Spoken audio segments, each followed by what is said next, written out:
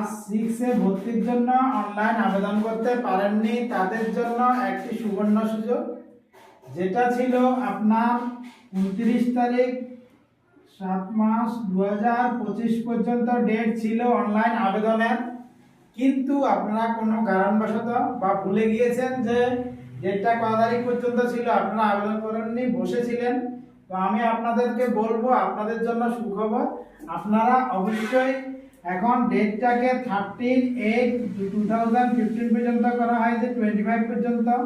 এই তারিখের মধ্যে মানে আগামী আগস্ট মাসের 13 তারিখের মধ্যে আপনারা অবশ্যই কি করবেন, এই আপনাদের অনলাইন আবেদনের শেষ তারিখটার মধ্যেই কিন্তু আপনাদেরকে ফিল আপ করে নিতে হবে। যদি আপনারা এটা না করেন তাহলে পরবর্তীতে কিন্তু ডেট আর এক্সটেন্ড করা হবে না, কারণ এই ডেটগুলো কিন্তু বারবার এক্সটেন্ড করে না।